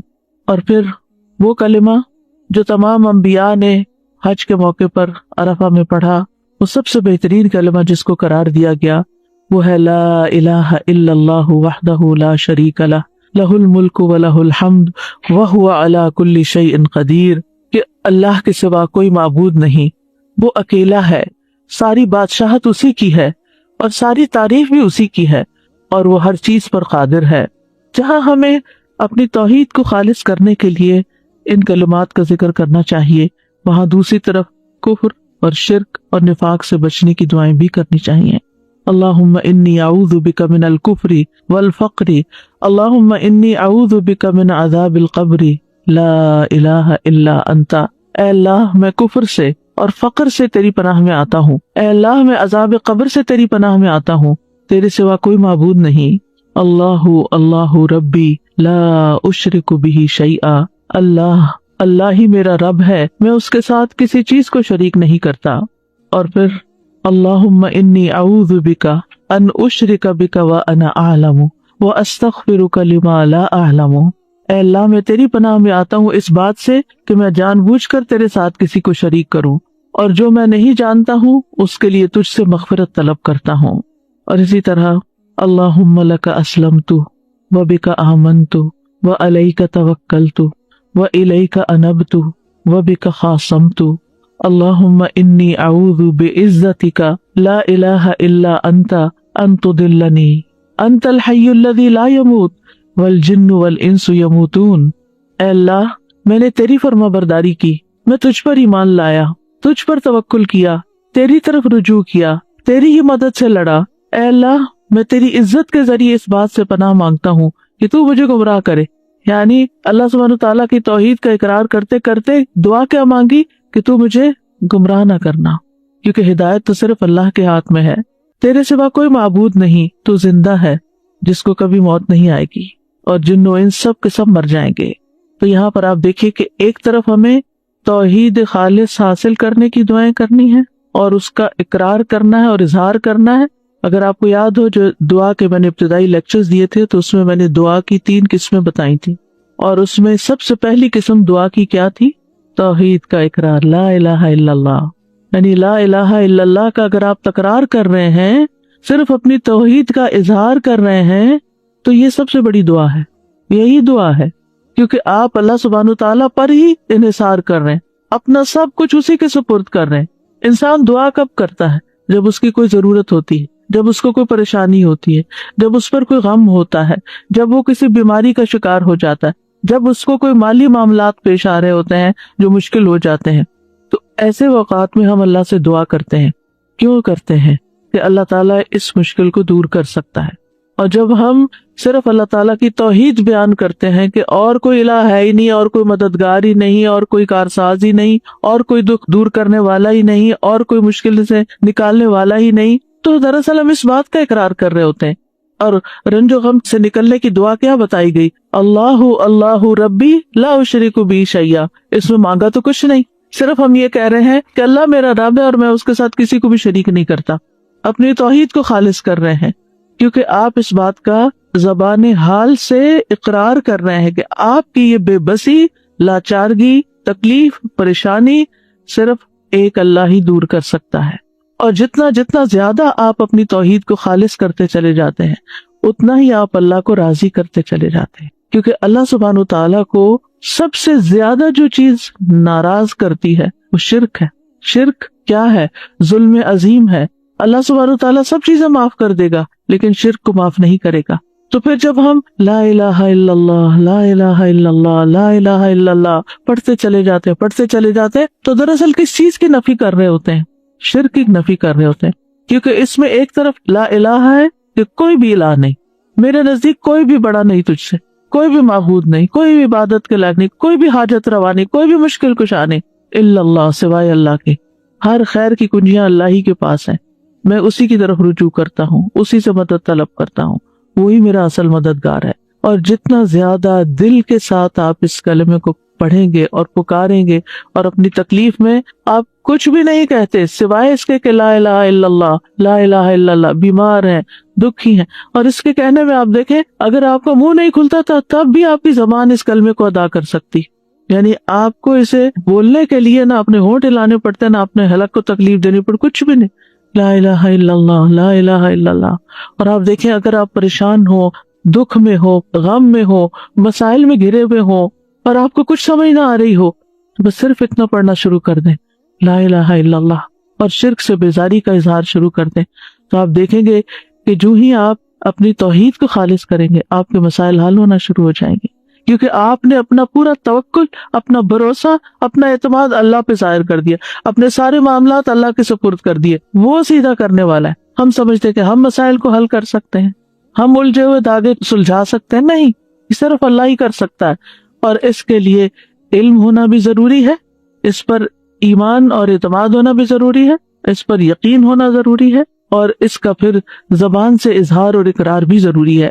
تو توحید یہی ہے کہ انسان اپنی صرف زبان سے نہیں، اپنے حال سے بھی صرف ایک اللہ کا اقرار کرے. اللہ سبحانہ وتعالیٰ نے ہمیں پیدا ہی اس لیے کیا ہے، وَمَا خَلَقْتُ الْجِنَّ وَالْإِنسَ إِلَّا لِيَعْبُدُونَ، کہ میں نے جنوں انسانوں کو نہیں پیدا کیا مگر اس لیے کہ وہ میری عبادت کریں، یعنی اللہ کے بن جائیں، یعنی سب سے زیادہ محبت بھی اس سے کریں، سب سے زیادہ تعظیم بھی اسی کی، سب سے زیادہ حق اسی کا، ہر چیز پر اسی کو ترجیح دینے والے ہوں۔ رسول اللہ صلی اللہ علیہ وسلم نے فرمایا ایمان کی 70 یا 60 سے اوپر کچھ شاخیں ہیں جن میں سب سے افضل لا الہ الا اللہ کہنا ہے، اور جب لا الہ الا اللہ انسان کہتا ہے تو ہر چیز کی نفی کر دیتا ہے، چاہے وہ انسان ہو، چاہے وہ جن ہو، چاہے وہ فرشتے ہوں، چاہے وہ حیوانات ہوں، چاہے وہ نباتات ہوں، چاہے وہ پہاڑ و جمادات ہوں، کوئی بھی، سب کی نفی، ان میں سے کوئی ایک بھی معبود نہیں، کیونکہ جن قوموں نے شرک کیا انہوں نے کبھی انسانوں کو اپنا الہ بنا لیا، جیسے فرعون نے کہا تھا انا ربکم الاعلی، میں تمہارا سب سے بڑا رب ہوں، یہ تکبر کی انتہا ہے۔ تو لوگوں نے اس کو کیا مانا ہوا تھا، وہ کہتا کیا تم میرے علاوہ کسی الہ کو جانتے ہو، میں ہی تمہارا الہ ہوں، تو لوگوں نے بھی اس کو الہ مان لیا۔ تو بہت سے جو قوموں نے شرک کیا انہوں نے انسانوں کو واقعی اپنا معبود بنا لی، اور ان کے آگے وہ جھکے بھی۔ بدھا کو کیا سمجھتے ہیں لوگ، عیسیٰ علیہ السلام کو کیا بنا لیا، اللہ کے بیٹے کے علاوہ الہ بھی بنا دیا۔ تو نیک لوگوں کو لوگوں نے اپنا الہ بنا لیا۔ مسلمانوں کے اندر بھی آپ دیکھیں کہ کسی درجے میں بزرگوں کی، نیک لوگوں کی، تقوی والوں کی ایک خاص ایسی عقیدت ہوتی ہے جو انہیں نعوذ باللہ اللہ کے مقام یا اس کے برابر کر دیتی ہے کہ یہی ہمارے سب کچھ ہے، یہی ہمیں سب کچھ دیں گے، انہی کی وجہ سے ہی سب کچھ ہے۔ یہی تو شرک ہے۔ اللہ سبحانہ تعالیٰ کو کسی کی ضرورت ہے؟ کسی کی بھی ضرورت نہیں ہے۔ کوئی ساری زندگی بھی سجدے میں پڑا رہے تو اللہ کا حق ادا نہیں کر سکتا، ایک نعمت کا حق ادا نہیں کر سکتا۔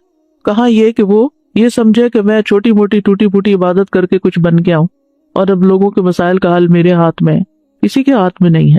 تو صرف اور صرف ایک اللہ ہی ہے جو سب کچھ کرتا ہے۔ پھر آپ دیکھیں اہل عرب نے فرشتوں کو اللہ کے بیٹیاں بنا کے ان کی پوجا شروع کر دی تھی، ان کے بت بنا کے رکھ لیے تھے، اور وہ سمجھتے تھے کہ یہ ہماری مشکلات آسان کرتی ہیں اور یہ ہمارے فائدے کی ہیں۔ وہ ان کے نام کے نظر نیاز کرتے، ان کے نام کے چڑھاوے چڑھاتے، ان کے نام پہ جانور ذبح کرتے، بہت کچھ ان کی طرف سے کرتے۔ تو لا الہ الا اللہ، کوئی فرشتے بھی نہیں۔ پھر لوگوں نے جنوں کو بھی الہ بنا لیا۔ سورۃ الجن میں اس کا ذکر ملتا ہے کہ وہ ان سے ڈرتے تھے، ان سے خوف کھاتے تھے، اور جب سفر کرتے اور رات کو کہیں پڑاؤ کرنا ہوتا، کسی وادی میں ٹھہرتے تو کہتے ہم اس وادی کے جن کی پناہ طلب کرتے ہیں کہ وہ ہمیں ہر طرح کے شر سے بچائے، یعنی یہاں جو کیڑے مکوڑے ہیں یا اور کوئی دشمن ہے ان سب کے شر سے ہمیں یہ جنوں کا سردار بچا لے۔ نعوذ باللہ، یہ بھی بہت بڑا شرک ہے۔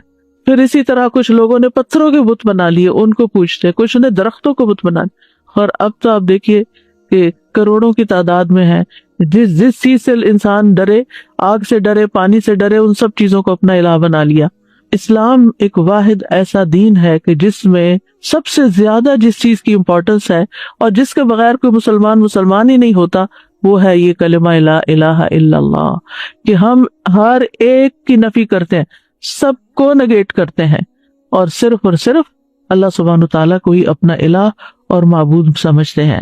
اور پھر توحید کا جو لفظ ہے یہ وحد یوحد سے ہے، جس کا معنی ہوتا ہے کسی چیز کو ایک بنانا۔ اسی سے اللہ تعالیٰ کی صفات ہیں الواحد، الاحد، اور پھر اللہ تعالیٰ کو ایک ماننا اس کی ذات میں، اس کی صفات میں، یعنی اس کی ذات میں بھی کوئی شریک نہیں اور اس کی صفات میں بھی کوئی شریک نہیں، اس کی الوہیت میں یعنی اس کے الہ ہونے میں، اس کی ربوبیت میں رب ہونے میں، اس کے تمام اسماء و صفات میں وہ یکتا ہے۔ لیس کمثلہ شیء، کوئی چیز اس جیسی نہیں، وہو السمیع البصیر۔ امام ابن قیم توحید کی تعریف یوں بیان کرتے ہیں، توحید صرف بندے کے اس اقرار کو نہیں کہتے کہ اللہ کے سوا کوئی خالق نہیں، اور یہ کہ اللہ ہر چیز کا رب اور اس کا بادشاہ ہے، جیسا کہ بتوں کے پرستش کرنے والے اس کا اقرار کرتے ہیں لیکن پھر بھی وہ مشرک ہے۔ یعنی اللہ کو ایک ماننا اس معنی میں کہ وہی خالق ہے، وہی مالک اور رب ہے، بادشاہ ہے، لیکن ساتھ یہ دیویاں بھی ہیں، تو یہ بھی شرک ہو جاتا ہے۔ یعنی کچھ لوگ اللہ تعالیٰ کی کچھ صفات میں اس کو ایک مانتے ہیں اور باقی میں دوسروں کو بھی شریک کر دیتے ہیں۔ وہ کہتے ہیں، اور بڑی خوبصورت تعریف ہے یہ توحید کی اور ہمیں سمجھنی چاہیے اچھی طرح، کہ توحید اللہ کی محبت، اس کے سامنے جھک جانے، اس کے دروازے پر عاجزی اور انکساری کرنے، اس کی اطاعت میں کمال فرما برداری کرنے، اس کی عبادت میں کمال اخلاص اختیار کرنے، اور اپنے تمام اقوال اور افعال میں اس کے بلند چہرے اور رضا کا ارادہ کرنے پر مشتمل ہے۔ اسی کے لیے روک لینے، اسی کے لیے عطا کرنے، اسی کے لیے محبت کرنے اور اسی کے لیے نفرت کرنے پر مشتمل ہے۔ یہ ہے توحید۔ یعنی توحید میں صرف اتنا کافی نہیں کہ ہم کہیں کہ ہم پتھروں کے بتوں کو یا انسان اور جنات اور ان کو نہیں مانتے، بلکہ اس کے ساتھ ساتھ یعنی محبت بھی سب سے بڑھ کر اللہ سے، والذین آمنوا اشد حبا للہ، سجدہ بھی صرف اسی کے لیے، کسی اور کے لیے نہیں، کسی اور کے آگے نہیں جھکنا، عاجزی اور انکساری کی انتہا صرف اسی کے لیے، اطاعت میں کمال فرما برداری اسی کی، عبادت میں اخلاص اسی کے لیے، اور پھر ہم جو باتیں کریں، اقوال افعال، ہمارے جو بھی کام ہیں صرف اللہ کو راضی اور خوش کرنے کے لیے کریں۔ اس کا مقصد یہ نہ ہو کہ لوگ ہم سے خوش ہو جائیں، لوگ ہم سے راضی ہو جائیں تاکہ وہ ہمیں کچھ فائدے پہنچا سکے، یعنی لوگوں کی خوشامد کرنا، لوگوں کی تعریف اس لیے کرنا تاکہ ان سے ہمیں کچھ بینیفٹس مل جائیں۔ نہیں، جب کسی کو یہ پتا چلتا ہے کہ کوئی اس کی تعریف کسی مقصد کے لیے کر رہا ہے تو کیسا لگتا ہے؟ یعنی آپ اپنے آپ کو رکھ کے دیکھیں، اگر آپ کو یہ پتا چلے کہ سامنے والا کسی مقصد مطلب کے لیے میری تعریف کر رہا ہے تو آپ کو وہ تعریف کیسے لگے گی؟ گھن آئے گی، بہت بری لگے گی، بیزار ہوں گے آپ اس سے۔ اس لیے ہمارے دین نے ہمیں اس سے بھی روکا ہے کہ لوگوں کی تعریف یا لوگوں کے ساتھ خیر خواہی یا اچھا اخلاق، ایون جو اسمائل کرنا ہے، یہ سب چیزیں بھی اللہ کے لیے کرو، اس لیے نہیں کرو کہ آپ کو ان سے کوئی فائدہ مل جائے۔ یعنی وہ بہت سے طریقے بتائے ہوئے ہوتے ہیں نا کہ آپ یہ اور یہ کام کریں تو پھر آپ کو لوگوں کی محبت حاصل ہو جائے گی۔ محبت تو اللہ ڈالتا ہے دلوں میں، آپ 100 چیزیں کر لیں، نہیں محبت کسی کی لے سکتے، آپ محبت خرید نہیں سکتے، آپ جتنی چاہے کسی کی خدمت کر لیں، جتنی چاہیں کسی کی چاکری کر لیں، لیکن آپ اس کی محبت نہیں لے سکتے جب تک کہ اللہ آپ کے لیے اس کے دل میں محبت نہ ڈالے۔ ان الذین آمنوا وعملوا الصالحات سیجعل لهم الرحمن ودا، جو اللہ کی طرف رجوع کر لیتے ہیں نا، اللہ کے بن جاتے ہیں، ایمان لے آتے ہیں، نیک عمل کرنے لگتے ہیں، ضرور رحمان لوگوں کے دلوں میں ان کی محبت پیدا کر دے گا۔ آپ اللہ کے بن جائیں، مخلوق آپ سے محبت خود ہی کرنے لگے گی۔ بندوں سے محبت کسی مطلب مقصد کے لیے نہ کریں۔ آپ دیکھیں کہ بعض بچے والدین کی کوئی رسپیکٹ نہیں کرتے، لیکن انہیں جب والدین سے کچھ چاہیے ہوتا ہے تو پھر وہ ان کی کچھ تعریف وغیرہ کر دیتے ہیں۔ مطلبی محبت، خود غرضی کی محبت، دنیاوی فائدے حاصل کرنے کی محبت نہیں۔ ہمیں اگر کسی سے محبت بھی کرنا ہے تو صرف اللہ کے لیے، اللہ کو راضی کرنے کے لیے، اللہ سے اجر پانے کے لیے، کیونکہ اس کا بھی اجر ہے۔ جب ہم اچھے اخلاق سے کسی سے پیش آتے ہیں، ہم کسی کی مدد کرتے ہیں، ہم کسی کی خدمت کرتے ہیں، ہم کسی کے کام آتے ہیں، اور اگر ہم اپنے دل میں یہ دہراتے ہیں یہ میں صرف اللہ کے لیے ہے، اس کا اجر میں اللہ سے چاہتا ہوں، اس کا بدلہ میں اللہ سے چاہتا ہوں، تو آپ دیکھیں گے کہ سامنے والا شکریہ کہے یا نہ کہے، آپ کو دعا دے یا نہ دے، آپ کی تعریف کرے یا نہ کرے، آپ کو بدلہ دے یا نہ دے، نہ آپ کا دل ٹوٹے گا، نہ آپ کا اطمینان اور چین خراب ہوگا، کچھ بھی نہیں ہوگا آپ کو۔ آپ کتنے مضبوط انسان بن جائیں گے، کیونکہ آپ نے اس کے لیے تو کیا ہی نہیں، آپ نے جس کے لیے کیا اس نے دیکھ لیا، اور اس پر آپ کا پکا یقین ہے کہ اس نے تو بدلہ دینا ہی دینا نا، کیونکہ وہ کسی کا احسان نہیں رکھتا۔ یعنی ہماری نماز، ان صلاتی و نسکی و محیای و مماتی للہ رب العالمین، پہلی 2 باتیں تو سمجھ آتی ہیں، بھئی نماز اللہ کے لیے بھی، سجدہ اللہ کے لیے کرو، قبلے کی طرف رخ کرو، اللہ کا ذکر کرو، قربانی کرتے ہوئے بھی اللہ کا نام لو، یہ تو بات سمجھ میں آتی ہے۔ لیکن محیای و مماتی، میری زندگی اور موت اللہ کے لیے، جی پیدائش سے لے کر موت تک کے جتنے بھی کام کر رہے ہو نا، وہ بھی اللہ کے لیے، وہ بھی اللہ کو خوش کرنے کے لیے۔ بندوں کے پیچھے بھاگنا چھوڑ دو، اللہ کو خوش کرو، اللہ کو راضی کرو، یہی توحید ہے۔ اور جب اللہ کو راضی کرو گے نا، اللہ سبحانہ تعالیٰ دفاع بھی کرے گا تمہارا، تمہاری مدد کرے گا، تو تم سوچ بھی نہیں سکتے کہ کس کس تدبیر سے وہ تمہیں فائدہ پہنچائے گا، کہاں کہاں سے۔ یعنی بعض اوقات ہم کسی چیز کی ضرورت مند ہوتے ہیں، مثلا کوئی بیماری آ گئی ہے، کوئی مصیبت اور تکلیف آ گئی ہے، ہم اس کے لیے دعائیں کر رہے ہوتے ہیں، پھر ہمیں شفا ہو جاتی ہے، ہم سوچتے ہیں یہ ہم نے دعائیں کی تھی نا، وہ میری دعا قبول ہو گئی، پھر اپنے کو کریڈٹ دے رہے ہوتے ہیں، میری دعا سے، آپ کی دعا سے یہ ہوا۔ یہ کتنا عام جملہ ہے، آپ کی دعا سے یہ فلاں کام ہو گیا۔ آپ کو کس نے بتایا کہ اس نے واقعی اتنی اچھی دعا کی، اور واقعی دعا کی بھی ہے یا نہیں کی؟ یہ ہم نے ایک تکیہ کلام بنا لیا، آپ کی دعاؤں سے یہ سب کچھ ہو گیا، وہ اگلے کو پتہ بھی نہیں ہوتا کون سی دعائیں، اللہ کی رحمت سے۔ اور یہ ہو سکتا ہے کہ آپ کی دعا، میری دعا، اس کی دعا، اس کی دعا، اس سے ہی کچھ ہوا ہو، کیونکہ ہمارے پاس کوئی گارنٹی نہیں، ہمارے پاس کوئی یقینی علم نہیں ہے، ہمیں کہاں سے پتا چلا؟ بات یہ ہے کہ آپ دعا کی بات کریں، آپ کو نہیں معلوم، ہو سکتا ہے آپ نے کسی ایسے وقت میں کسی شدید بھوکے کو کھانا کھلایا ہو اور آپ کھلا کے بھول چکے ہوں، اور اللہ نے آپ کی وہ نیکی لکھ لی، اور اس وقت جب آپ شدید تکلیف میں تھے تو اس نیکی کا بدلہ آج آپ کو یوں ملا کہ آپ صحت مند ہو گئے۔ اللہ تعالیٰ جس طریقے سے مدد کرتا ہے بندوں کی، وہ آپ اپنی طرف سے خانوں میں مت بانٹے، اللہ نے یہ کر دیا، اللہ تعالیٰ یہ کر، اللہ کے بارے میں وہ باتیں کیوں کہتے ہو جن کا تمہیں علم ہی نہیں؟ یعنی یہ شرک سے بھی بڑی برائی ہے، وَأَن تَقُولُوا عَلَى اللَّهِ مَا لَا تَعْلَمُونَ، کہ تم اللہ کے بارے میں وہ باتیں کرو جن کا تمہیں علم ہی نہیں، تم جانتے بھی نہیں، اپنے پاس سے اللہ کے ذمے لگا رہے ہو چیز۔ اللہ تعالیٰ سے اسے ظن رکھنا چاہیے، لیکن ہماری ساری زندگی میں توحید ہونی چاہیے، یعنی ہم چاہے نماز پڑھیں، چاہے روزہ رکھیں، اللہ تعالیٰ اسی لیے تو اس کی جزا خود دے گا کہ روزہ اللہ کے لیے ہوتا ہے، یعنی صرف اللہ ہی جانتا ہے کہ ہم نے روزہ رکھا ہے یا نہیں، تو وہی اس کی جزا دے گا۔ اسی طرح وَأَتِمُّ الْحَجَّ وَالْعُمْرَةَ لِلَّهِ، حج اور عمرہ بھی صرف اللہ کے لیے کرو، اور باقی مَحْيَايَ وَمَمَاتِي میں سب کچھ کور ہو جاتا ہے۔ بندوں کی خدمت، بندوں کے ساتھ حسن سلوک، ان کے برے رویے کے باوجود ان کے ساتھ احسان کا معاملہ کرنا، یہ آپ ایسے تھوڑی کر سکتے ہیں۔ کتنے ہی لوگ ہیں جو کسی کو معاف نہیں کر سکتے، اللہ اکبر، ایسے سنگ دل ہوتے ہیں۔ ٹھیک ہے، لوگوں کی بڑی بڑی زیادتیاں ہوتی ہیں، لیکن اسوہ حسنہ کیا کہتا ہے؟ نبی صلی اللہ علیہ وسلم کی سنت کیا کہتی ہے؟ اگر وہ لوگوں کو معاف نہ کرتے تو کیا ایسے دین پھیلتا؟ انہوں نے معاف کیا، کس کے لیے؟ اللہ کے۔ صبر کیا، کس کے لیے؟ وَلِرَبِّكَ فَاصْبِرْ۔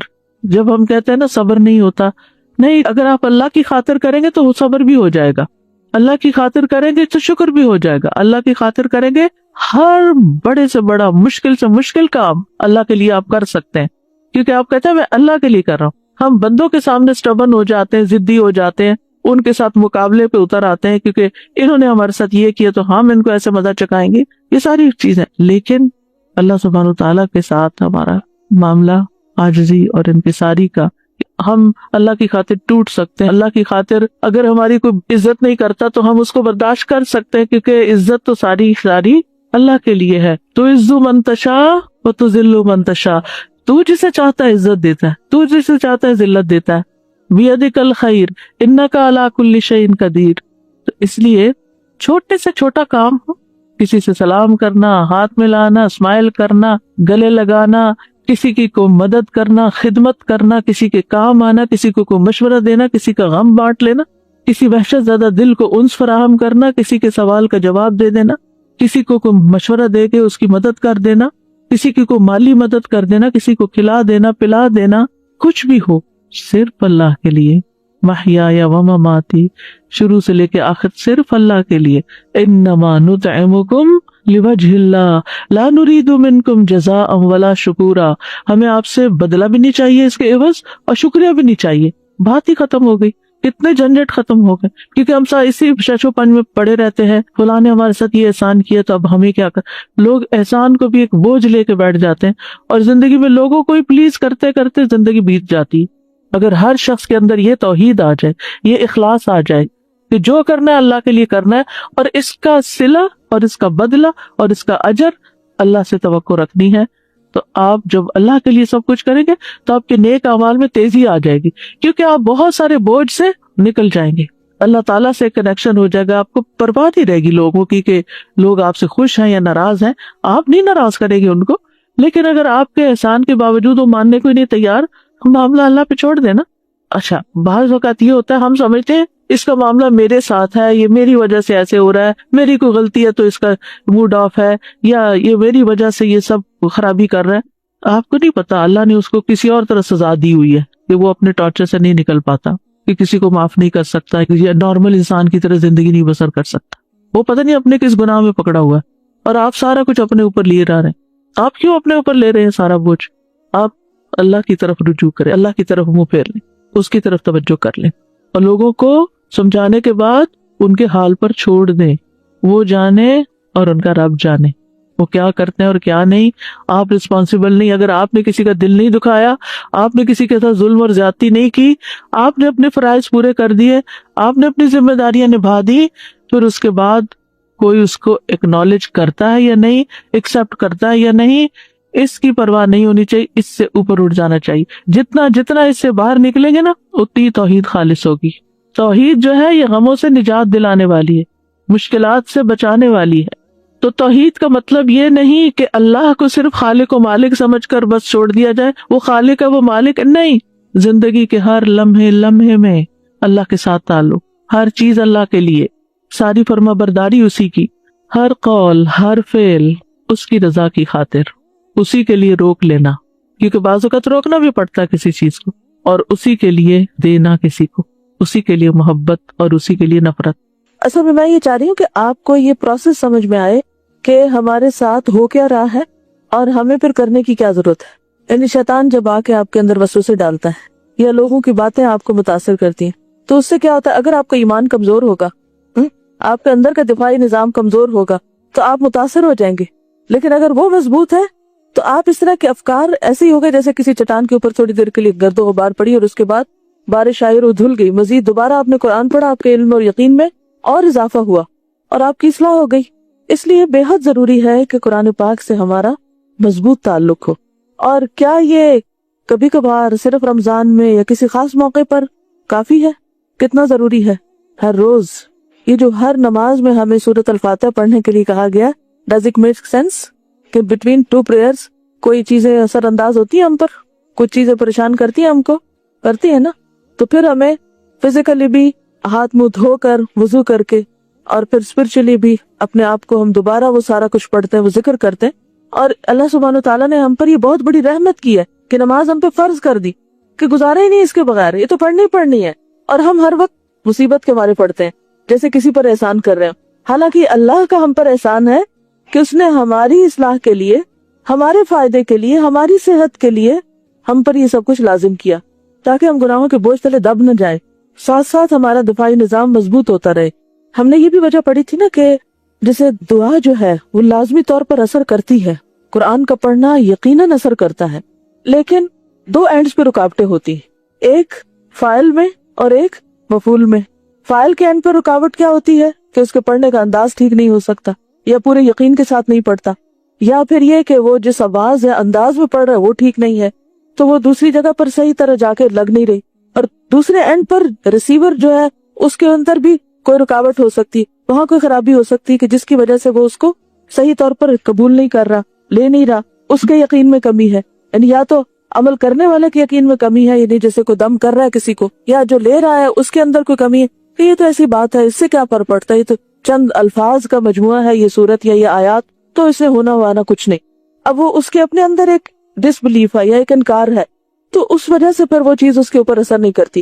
قرآن پاک عام حالات میں بھی پڑھا جائے تو کن کے دلوں پر زیادہ اثر کرتا ہے، کن کو زیادہ شفا ملتی ہے روحانی طور پر، کن کا عمل بدلتا ہے، جن کا جتنا ایمان اچھا ہوتا ہے، اور کن لوگوں کے اوپر سے گزر جاتا ہے جیسے انہوں نے کچھ سنا ہی نہ ہو، منافقین جن کے دلوں میں مرض ہے، بیماری ہے۔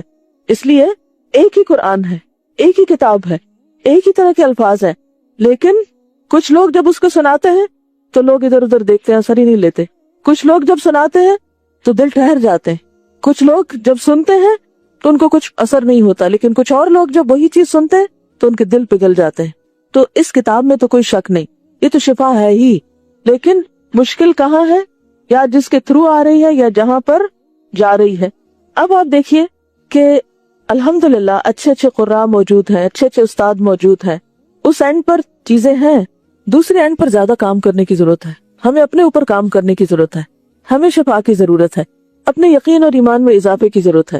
اور اس کے لیے جہاں ایک طرف قرآن مدد کرتا ہے، دوسری طرف اگر غور و فکر کرنے والا دل ہو تو بہت سے حالات اور واقعات اور مصائب اور مشکلات یہ میدان ہموار کرتی رہتی ہیں۔ اور دیکھیں کہ اگر تیز دھوپ نہ ہو تو کیا فصلیں پکیں؟ کچھ پھل ایسے ہیں کہ جو اسی وقت پکیں گے جب، مثلا کھجوریں کب پکتی ہیں یا کہاں اگتی ہیں؟ جہاں بادل اور بارشیں ہر وقت ہوتی ہیں؟ نہیں۔ تو صحرا میں اگنے والے یہ درخت جو ہے ان کے اندر اتنی مٹھاس کہاں سے آتی؟ اس کی گرمی کی شدت اور بھی بہت سے عوامل ہوں گے جو ہم نہیں جانتے۔ تو ہماری بھی زندگی کے اندر جب بہت سی شدتیں اور حدتیں آ جاتی ہیں، بعض اوقات مشکل حالات ہوتے ہیں نا، آزمائشیں ہوتی، تکلیفیں ہوتی، ہم کیا سمجھتے ہیں کہ یہ ہمارے لیے کیا بن گئی؟ عذاب بن گئی، اور ہم منفی سوچنے لگتے ہیں۔ تو بات یہ ہے کہ لینے والے کے اینڈ پر کیا ضروری ہے؟ قبولیت، تاثیر۔ ایک پتھر اور زرخیز زمین میں فرق ہوتا ہے نا، پتھر پہ بھی بارش پڑتی ہے مگر اس پہ کچھ بھی نہیں اگتا، اور زرخیز زمین پر چھینٹے بھی کافی ہو جاتے ہیں. تو ڈپینڈ کرتا ہے کہ ہم کیا ہیں, ہمارے اندر اثر پذیری کتنی ہے. اس میں 2 درجے ہیں. ایسی چیزیں دیکھنے کا فائدہ کیا ہوتا ہے ان لوگوں کے لیے جن کا پہلے سے ایمان مضبوط ہے, اس میں ایمان میں اضافہ ہو جاتا ہے کہ ہمارے رب نے جو کچھ کہا سچ کہا. ہم تو اس سے پہلے ہی مسلمان تھے. یہ کس نے کہا تھا؟ ملکہ سبا. جی, یعنی ہم تو پہلے سے ماننے والے تھے, لیکن اب ہمیں پروف مل گیا تو ہمارا ایمان اور بڑھ گیا, اضافہ ہو گیا. 2 طرح کے لوگ ہیں نا. تو ایک وہ گروپ ہے کہ جس کے اندر پہلے سے ایمان زیادہ ہے, وہ ایسی چیزیں دیکھ کر اپنے ایمان میں اضافہ کرتا ہے. دوسرا وہ گروپ ہے کہ جو انتہائی کمزور ہے اپنے ایمان میں اور بہت سے ڈاؤٹس کا شکار ہے, شکوک و شبہات ہیں. تو ان کو جب کوئی ایسی چیز جو ان کے ذہن کے مطابق ہو یا جس طریقے یا چینل سے وہ سمجھ سکتے ہو, اگر اس طریقے سے ان کو سمجھا دیا جائے تو وہ ان کے لیے فائدہ مند. مثلا آپ دیکھیے کہ صحت مند انسان کو کسی سہارے کی ضرورت نہیں ہوتی. ٹھیک ہے نا, اگر آپ خود سیدھے کھڑے ہو سکتے ہیں, آپ کے اندر جسمانی طور پر آپ طاقتور ہیں, آپ کو بیساکھیوں کی ضرورت نہیں ہے. کسی کی مدد کے بغیر, کسی بھی پروف کے بغیر آپ سیدھے چل سکتے ہیں, بھاگ سکتے ہیں, دوڑ سکتے ہیں. لیکن جو کمزور ہیں, جسمانی طور پر بیمار ہیں, ان کو چلنے کے لیے سہارا چاہیے ہوتا ہے. لیکن جب ان کو سہارا دے دیا جاتا ہے تو پھر کیا ہوتا ہے, چلنے لگتے ہیں. اور اگر وہ چلنے لگے تو چلتے چلتے پھر چلنے ہی لگ جاتے ہیں. پھر کچھ عرصے کے بعد بیساکھیاں پھینک دی جاتی ہیں. تو ہم دیکھ سکتے ہیں کہ ہم کس درجے پر ہیں. آپ میں سے ہر ایک اپنے اپنے دل کا جائزہ لے سکتا ہے کہ میں ایمان کے کس درجے پر ہوں. ان چیزوں کو دیکھ کر میرا ایمان بڑا ہے یا بات سمجھ میں آ گئی ہے. ٹھیک ہے. ابراہیم علیہ السلام نے بھی اطمینان قلب کے لیے کیا کہا تھا؟ ارنی کیف تحیی الموتى قال اولم تؤمن قال بلی ولکن لیطمئن قلبی. تو ایکسٹرا پروف لینے میں حرج کوئی نہیں. ایمان تو ہے لیکن لیول اور بڑھ جاتا ہے. ایک جگہ میں نے پڑھا تھا کہ حدیثی کا مفہوم ہے کچھ اس طرح کہ ایک وقت ایسا آئے گا کہ جس میں مسلمان نبی صلی اللہ علیہ وسلم کو صرف دیکھنے کے لیے, دیکھنے کی محبت انہیں اپنے مال, جان, اولاد اور ہر چیز سے زیادہ ہوگی.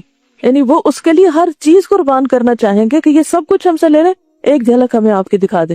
تو وہ سامنے نہیں بھی, لیکن ان پر ایمان اور ان سے محبت اتنی زیادہ کہ وہ اس کے لیے سب کچھ قربان کر سکتے ہیں. اور ایسے لوگ ہر دور میں رہیں گے چاہے وہ کم ہی کیوں نہ ہو. تو ایسے ہی لوگ قربانیوں کی سطح پر دین کو اختیار کرتے ہیں, آرام اور راحت کی سطح پر نہیں.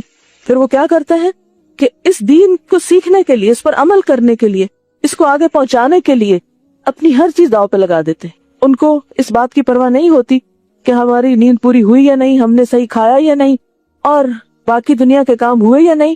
ان کی پرائرٹی کیا ہوتی ہے کہ جو مشن نبی صلی اللہ علیہ وسلم ہمارے لیے چھوڑ کر گئے ہیں, کیا ہم اس کو سپورٹ دینے والے اور اس کو آگے پہنچانے والے ہیں یا نہیں. اور ان کی لگن اور شوق کیا ہوتی ہے کہ قیامت کے دن جب ہم آپ سے ملے تو سرخرو ہوں, ہم آپ کی امت میں سے ہوں. دیکھیں بہت سے لوگوں نے آج نبی صلی اللہ علیہ وسلم کی امت میں سے ہونے کو اتنی بات ہی کافی سمجھا کہ بس ہم بائی چانس یا بائی برتھ شامل ہو گئے اس میں. تو ایک چیز جس کا ہمیشہ خیال رکھیے اگر آپ زندگی میں کچھ کرنا چاہتے ہیں, کسی ڈاؤٹ کو اپنے قریب نہ آنے دیں, کسی چیز کی کمی کو اپنے اوپر حاوی نہ ہونے دیں کہ مجھے زندگی میں یہ نہیں ملا, اگر یہ مل جاتا تو میں تو پتہ نہیں کیا بلا ہوتا.